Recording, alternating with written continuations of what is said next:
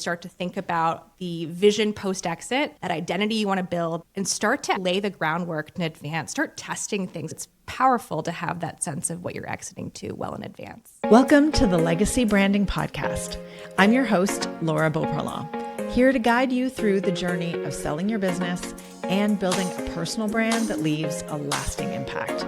On the show, we'll explore real-life founder stories, expert insights, and actionable strategies to help you navigate the transition, avoid post-sale crisis, and create your impact-driven legacy brand. Whether you're thinking of selling, building to sell, or already on the other side, this podcast is your go-to resource for making your next evolution your best one yet. Let's dive in. Today on the Legacy Branding Podcast, I'm excited to be joined by Krystyn Harrison. She's a serial entrepreneur, exit strategist, and the co-founder of Exit Horizon. Krystyn has built multiple companies across a variety of industries. She's held executive roles in private equity-backed businesses and earned her MBA from Ivy. But after going through her own painful exit, she realized most entrepreneurs aren't properly prepared for one of the biggest transitions of their life. At Exit Horizon, she and her husband Matt are on a mission to change that, helping founders plan for a no-regrets exit by not only maximizing value, but preparing both the business and the founder for what comes next, which is why Krystyn and I are so aligned. Welcome to the show. Oh, it's great to be here, Laura. Thanks for having me on. Awesome. So you've been on both sides of an exit, both as a founder going through one and now coaching founders through it. What do you wish that more advisors would tell entrepreneurs early in the process? Oh, it's such a great question. I think there's two parts to an exit that's often not really talked about. There's what's always talked about in headlines, the exit value. What did you sell for? But then behind the headlines, there's the heart of this issue, which is really the psychology of exit. And that's something I face directly. Things that you're working on with your clients, Laura, around who am I without my business? What is my identity if I separate that from what I do? If I'm no longer founder, do I have any value? These were questions that I asked, and a lot of our folks that we work with, our owners, the scariest question is often, what are you doing now? What are you going to do next? So we really help address both sides of that. And I think for advisors who are in this space, particularly financial advisors who we often partner with, it's really being brave and courageous enough to step into a space that may be a little bit different, a space that is more on the personal side of the emotions of that journey, not just looking at the transaction itself. Yeah, and I think money is loaded with emotion. It can be a really challenging thing to transition into suddenly having this huge windfall and how it can impact your own emotions, but how other people feel towards you. So I think that it's very complex. It is, and it's one of those things, it's a very niche problem and can feel very isolating. I think one of the things that we talk about a lot with our clients is that wealth is not the destination. It is a tool. Money does not have values. People have values. Family have values. And I've heard this a lot through our conversations too, Laura, just around starting with the heart of who you are without your business, who you are as a person. For example, I am a mother. I am a sister. I am someone who enjoys, now this is a new one, morning workouts. And separating that and then driving into your purpose and your values to define your wealth and sort of the purpose of your wealth and how that aligns to what you want to create, in many exited founders' cases, what you want to create next. Absolutely. And I know you and I were just talking about my episode with Mike Brown about money and wealth and the idea that wealth is not just monetary. It is having wealth in your health and relationships, and wealth brings freedom in all of those facets. Very much so. And it's one of those, and they say it is literally the scarcest resource we have. And yet many of us don't treat it as such, right? And I will say when I was building my companies, my entire life was centered around the work, right? As you can probably relate. Pre-kids especially, I'm now a mother, and that forces some constraints on my time in the most beautiful way. I can no longer let work bleed into every hour of my day, but truly being thoughtful and precious about time. And I'm curious, kind of on the personal branding side, one of the things that we work with on owners who are pre-exit is this sense of who am I without my business, and starting to address the question of what's next well before.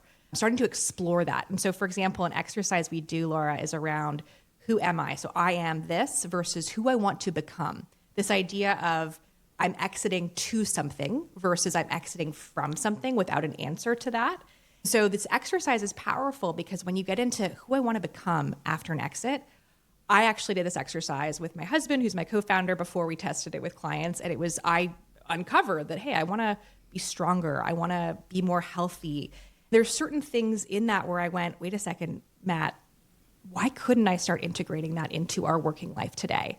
And so that's a lot of the work we do, is start to think about the vision post-exit, that identity you want to build, that thing you want to exit to, and start to actually lay the groundwork 2 to 3 years in advance. Start testing things, start exploring that. And that takes deliberate intention to spend your time that way beyond the business, but it's powerful to have that sense of what you're exiting to well in advance. I love that. For sure. I think that idea of going towards something rather than going away from something is such a powerful shift in mindset. So I really appreciate that. Well, and even just how long does it take to plan your wonderful trips around the world, right? I mean, we spend so much time planning vacations. Do we spend nearly as much time planning the next 20, 30 plus years of our lives? I personally hadn't when I was going through this myself. Yeah. And I think what's interesting in some of the different conversations I've had with people on the podcast and clients, they also don't necessarily want to or should, the shoulds, rush into something, building something immediately after exiting. And I believe that they need this time and space to explore. However, this idea of starting to uncover who you are without your business, who your identity is without it and separate from it, and start to integrate that before exiting doesn't mean you're jumping right into something new, but it is about separating your identity from the business so that I always say we can lessen that existential crisis or that identity crisis that can happen after the exit. Oh, powerful. We call them kind of mini pre-exit experiments. Like, what can you start to test and try? So for example, if you think a new hobby is going to be pottery class, have you taken a pottery class, right? And that's just a silly, simple example. And many entrepreneurs, I think the stats are around 17% post-exit are living a life of leisure. So many of us, as you can relate, I'm sure, Laura, we need another mountain to climb. We need another challenge. I believe there's a study that I read recently around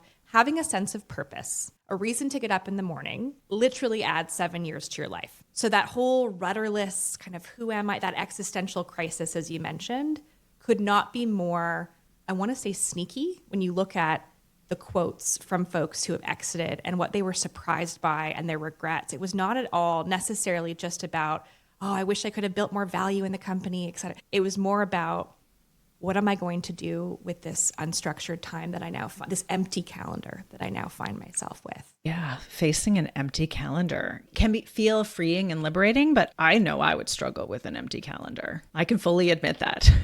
Right? Like, am I being productive? Do I have value without? And I've faced that myself in post-exit, but also even on maternity leaves that I've been on. It's still that question of kind of what value am I bringing to the world? And if I'm not working on a problem, do I have value? And that is a very scary question to confront face to face, and one that you shouldn't necessarily confront alone. But to your point about taking time to reflect, stepping into that question, facing those questions, I believe that we had to look to retirement research, Laura, because there's not a lot on exits and psychology of exits, but they call it a cocoon period where you should take at least 6 to 12 months and do absolutely nothing after a major transition, like finishing up your career, and in owners' cases, selling their business, moving forward. So we actually work with our clients to plan that cocoon period, to give them something to look forward to, and to also just give them permission to not necessarily be productive. Maybe take that trip around the world like you have, Laura, with your family. I was still working during that time, so slightly different experience, but you were integrating both work and life. That was great.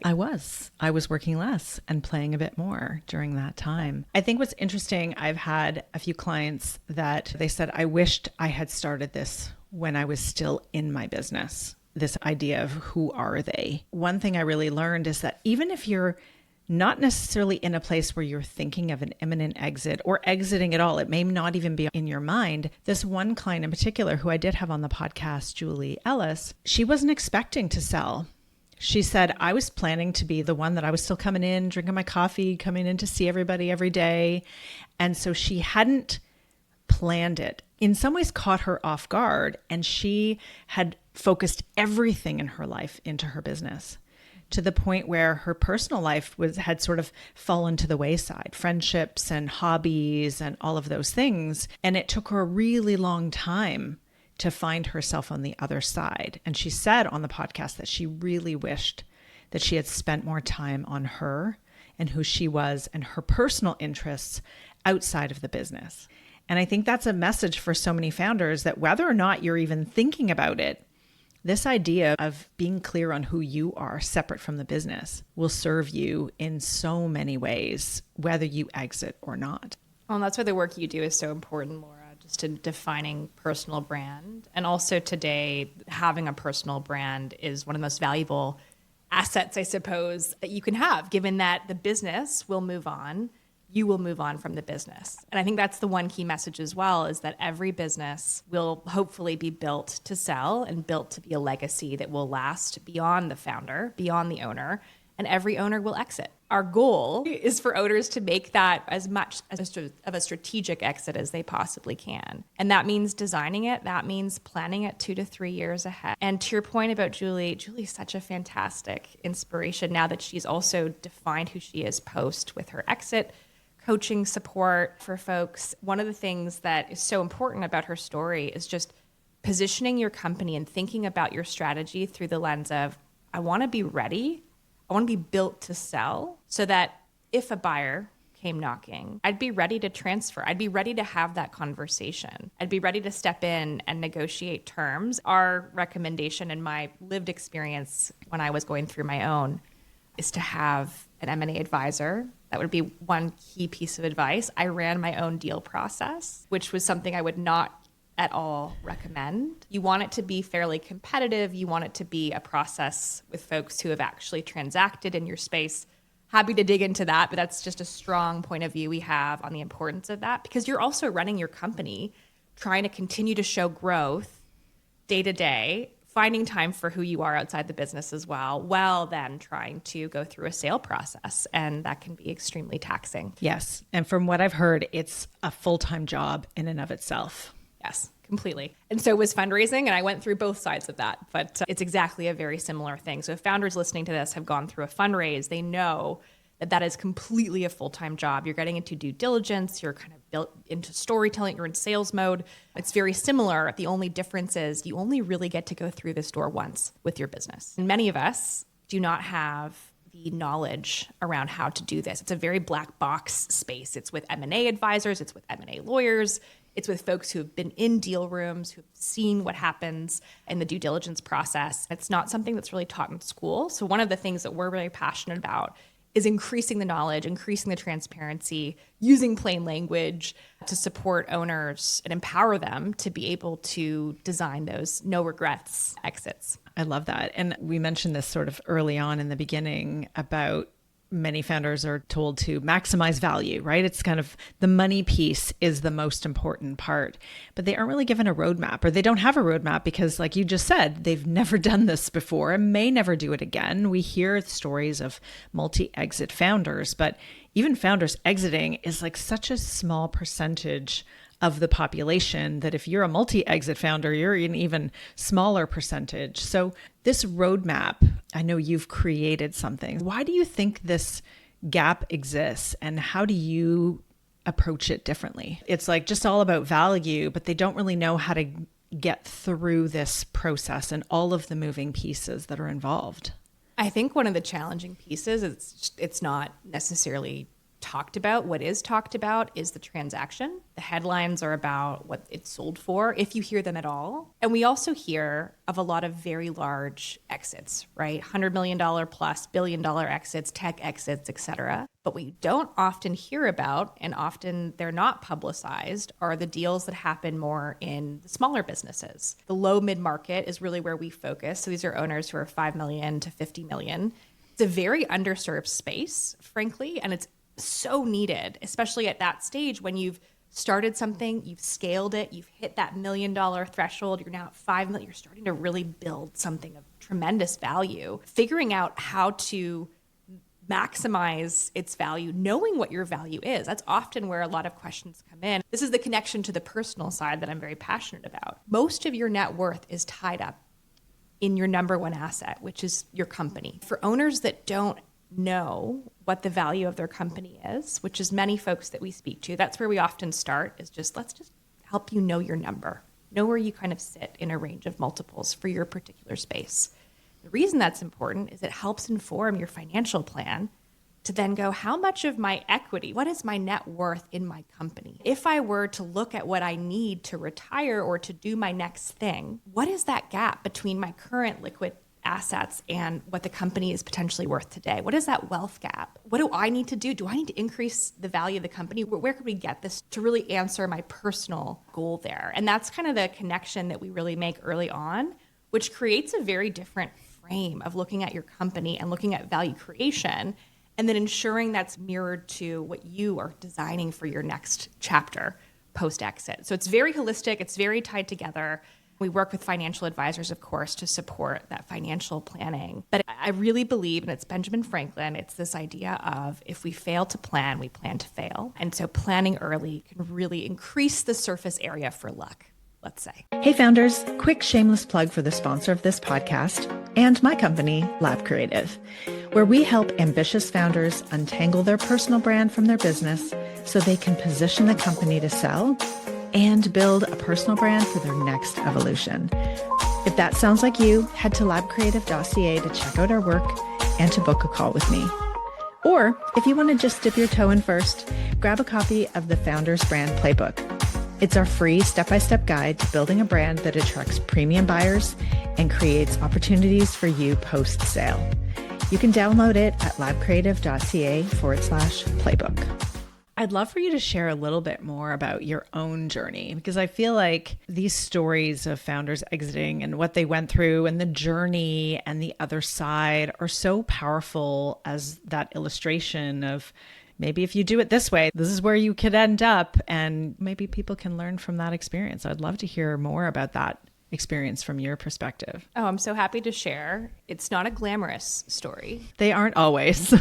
No, I'll give you the unvarnished view. So the company was called Prosper, and it was my first tech company that I had built. I had raised money for it. We had built a phenomenal team, a beautiful product. And the one thing looking backwards, it all looks different looking backwards. There's so much education and support on starting a business, on scaling a business, but there's very little when it comes to the exit. And the exit in this case caught me by surprise. It was not one that I had planned for. It was a situation where we had built a product for consumers that was a mobile coach in your pocket. We pivoted to enterprise and had wonderful clients like Lululemon and RBC, but we really didn't have the distribution we needed to scale B2B fast enough to compete with our competitor who had closed $100 million in B2B. And so it was very challenging. And this is also the lesson here, just as I can spread along the way, of being very, very clear as a founder, even when you're building your product. Second time founder point of view, focus on distribution, sell it, then build it. If I could just leave that key message. Don't build it and then sell it. So distribution is everything. Great lesson there. But what we ended up having to do is I ended up literally calling, I want to say I had a list of about 40 corporate development leaders in companies that represented what I would call more of a strategic buyer set. So this was me calling these folks, running my own M&A process. What I should have done in that moment, another lesson here, was work to find an M&A advisor who had transacted this space, who understood the buyer landscape, who had experience and connections and relationships to strategic buyers, because we had an asset, we had technology, we had a wonderful coaching curriculum, we had the people, the process technology that would really be packaged and valuable as a shortcut to an incumbent who didn't have the digital capability that we had. And that's who ended up buying it, was somebody who had the distribution in B2B. They did not have the technology or the product. It was a good fit that way, but it wasn't a high value outcome. It was a very painful unwinding, and it was a required exit given where the business was and given our runway. From that point on, the lesson on the business side was really around first building your company from the very beginning with an exit strategy, being thoughtful about how a buyer would look at a company and really ask the question, how might I build this differently? So for example, do you have recurring revenue or transactional revenue?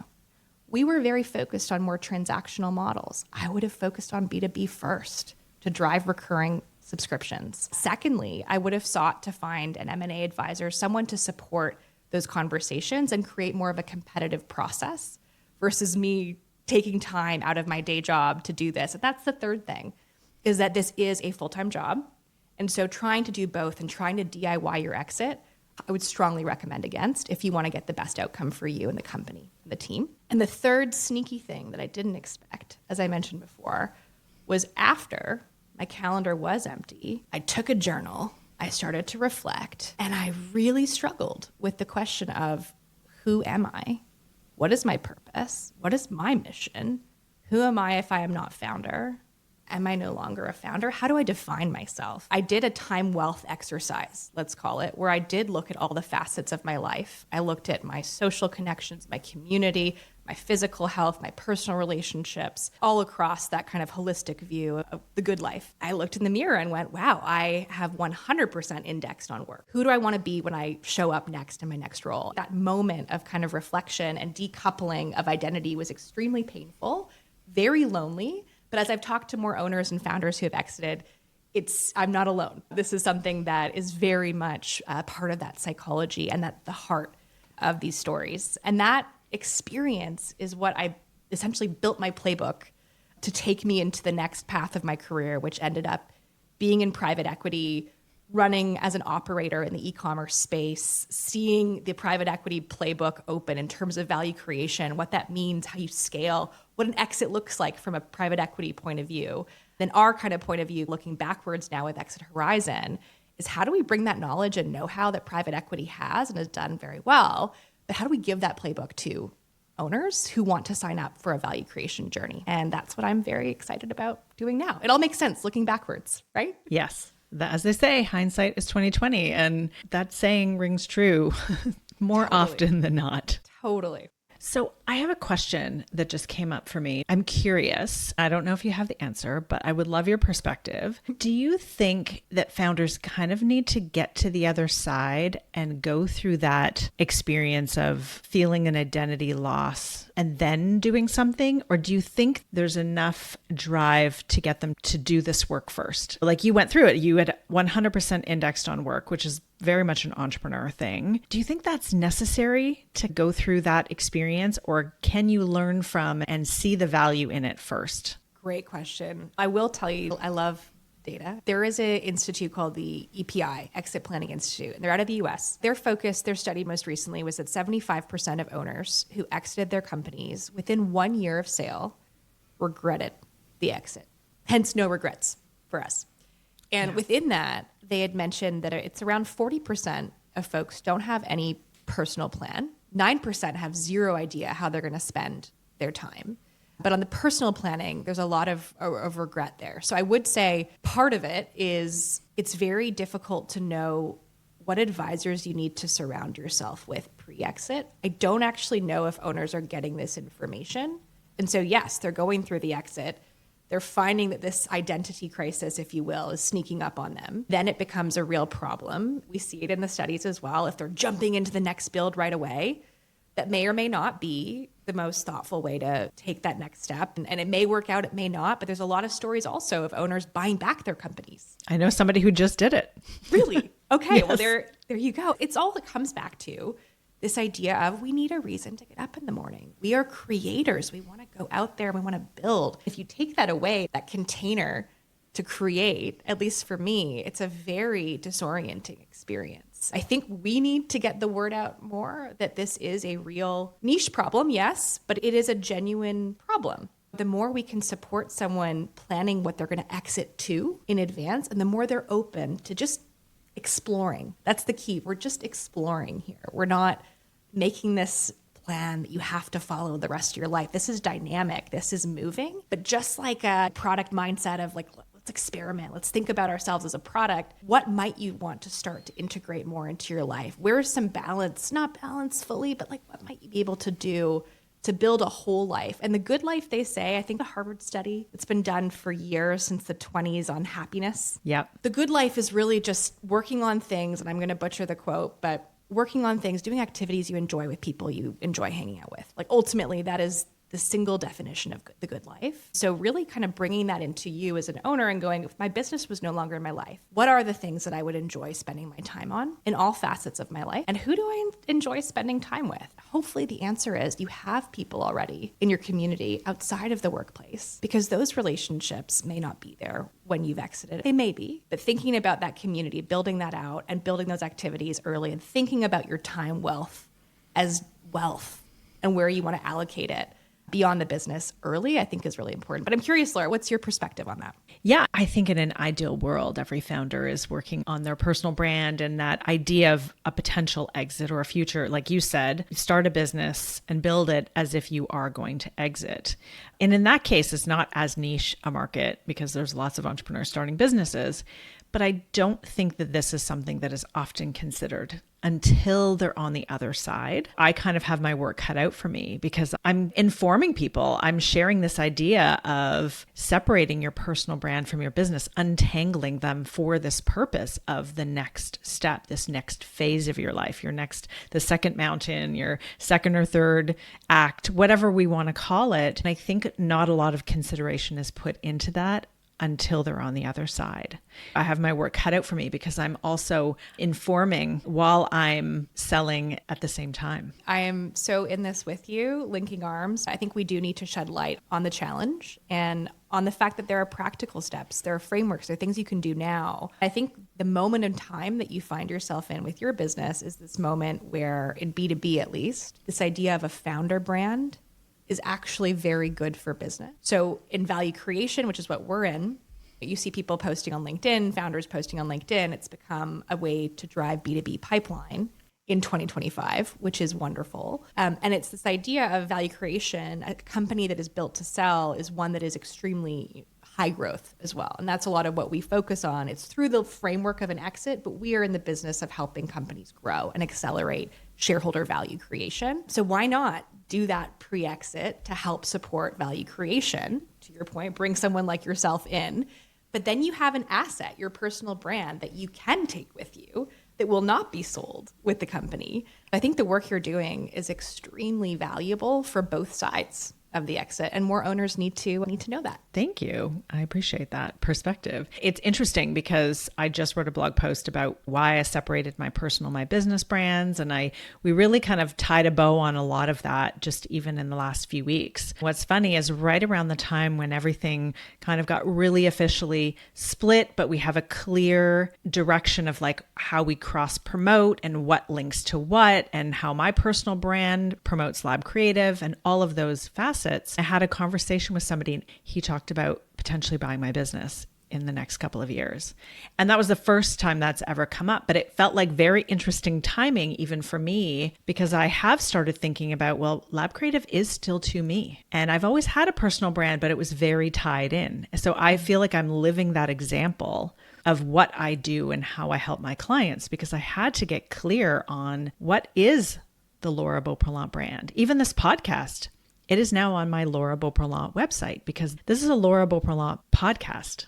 However, it is sponsored by Lab Creative. Oh, I like that intention. It was a puzzle and it had to be worked on. And we spent a lot of time internally to figure out how do we pull these things apart while still having them relate beautifully to each other. And support one another. And that is a great point you're raising as well of ensuring you are not your company, which by the way, you are not your company, but a saleable business is frankly one that you're not in. So when a founder says, I'm the number one salesperson, wonderful, but do you have the process? Do you have the people? Do you have the succession in place so that a buyer can go, yeah, I saw the results. They're great results, but without you here, can I duplicate those results? That's really what they're buying is those future cash flows and that assurance that they can replicate the success that you've had. So to your point, to have that kind of intention from a brand perspective, still harnessing and leveraging the power of your personal brand, with the business, but being thoughtful about how they would separate so that you're ensuring that you have a very saleable asset in Lab Creative separate from you is very, very powerful. I love that framing. And I think that even if you're not necessarily thinking of selling or selling imminently, what if you got sick? Or what if you got in a car accident tomorrow?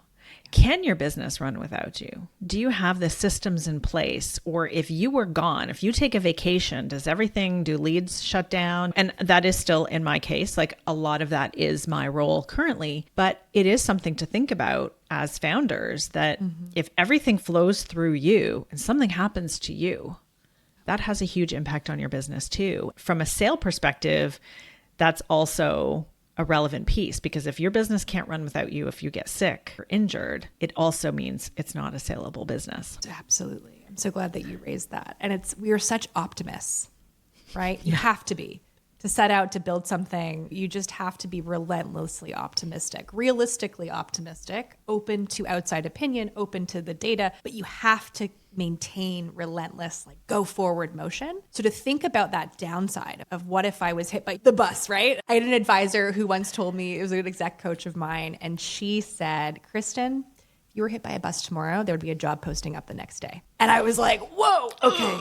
Gut punch. One of the things that we look at, and this is the exit planning side. So I'd mentioned we're very much in the business of growth and growing companies, but part of that is also protecting the value of the company. My husband, Matt, he was an M&A before this. He sold companies. He saw an owner pass away during a sale process, which halved the value of the business because so much was tied to that individual. That company went back and they built systems, they built process, they built a leadership bench, and they did that over a number of years and then went back to market and had a success story. But a really kind of challenging moment of asking the question, to your point, if you were to just step away for 3 months, if you were no longer there, or if your CMO or your other key points in the business were to step away and spend 30 minutes just kind of thinking of this thought exercise, what would break? And kind of noting that down. That is the basis of your draft contingency plan. And having contingency plans for each key point of dependency in the business, especially if you're in tech. We worked with someone who had all of their code base and architecture documentation not documented in the head of the main engineer. Great example of the stuff that we kind of miss because we're just heads down, we're focused on growth. This is the stuff that protects a company and sets it up for success, so that God forbid if you couldn't be in the business would be, the value would be protected. So that's, again, very passionate about this, but it's stuff that you just don't overlook because we're such optimists, which is great. But then let's make sure we're de-risking by bringing things in like contingency plans. Fantastic advice. I have one last question I ask everybody. This podcast is called Legacy Branding. So I would love to know, what does legacy mean to you and how do you define it? A legacy to me, for me personally, is a crowded table. The way that I think about my life, I ask the question, and I heard this at 80 years old, I'm going to look back on my life. I'm going to look back on this decision to start that startup or to exit that business. And am I going to hold regret about not doing that? Am I going to hold any regret about not pursuing the hard, scary thing? And if the answer is yes, I have to go. And if I do it with people and surround myself with an intention around designing a crowded table where people come together, I'm doing it well. I'm doing it holistically, and I'm thinking about the relationships, and the ultimate people I want around that table are my children. Success to me is my adult children want to spend a lot of time with me. So if I can build this business with that in mind, that is a successful whole life. I love that question. Thank you, Laura. You're welcome. And I love that. That is something my husband and I talk about all the time, is our kids, and that the time that they want to spend with us later in life is really important, that we've created something today and throughout their lives that we can go on vacations together and eat together and have fun together, even when they're adults. That is beautiful. I share that vision. And I think the most important thing is just not building at all costs. It's no longer in vogue, and I'm thankful for that. And I definitely can relate. And I'm excited to see what you create and the adventures you go on next. Thank you. Likewise. So where can people learn about you and Exit Horizon and learn about your services and working with you? Yeah, head over to exithorizon.com, and we'll also drop in my LinkedIn. Very active on LinkedIn. Would love to connect. Send me a DM. Happy to start the conversation there. Amazing. Thanks again so much for being here. Loved this conversation. Thank you. Thank you, Laura. Appreciate it. Thanks for tuning into the Legacy Branding Podcast. I hope today's episode has inspired and empowered you on your journey to building a brand that truly matters. If you enjoyed today's show, please subscribe, leave a review, and share it with other founders who you think would benefit from listening. And if you're ready to take the next step in building your legacy brand, visit our website, labcreative.ca, to learn more and book a call. Don't forget to join us next time for more conversations that will help you navigate your transition and create your legacy. Until then, I'm Laura Beauparlant.